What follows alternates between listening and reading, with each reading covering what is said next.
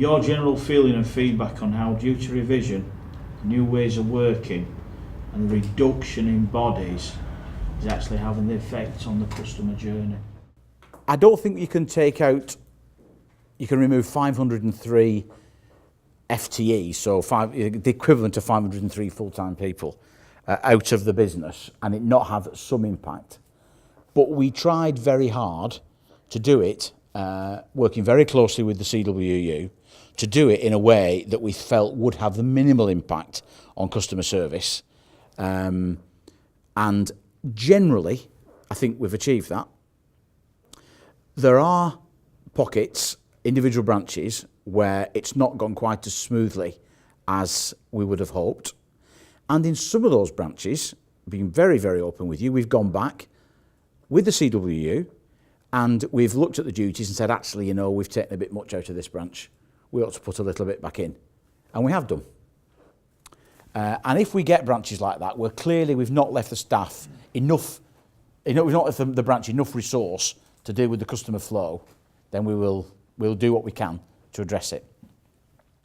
However, there is also a point which has got to be made, I think, where there are some branches where they've not done what they could have done or should have done in time to implement the duties to the best of their ability.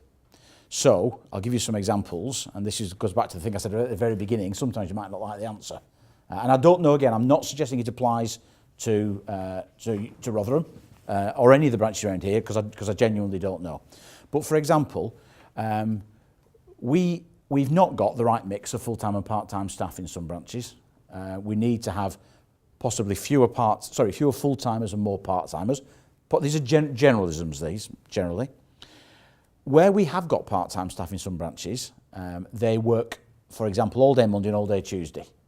So they're working part-time hours, but they're not working a part-time duty.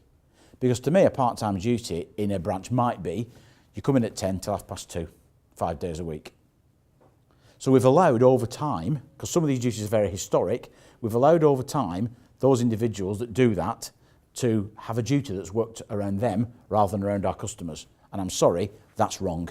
You can't be in a business that allows what its staff want to work to dictate how it provides a service to its customers or what its cost base is.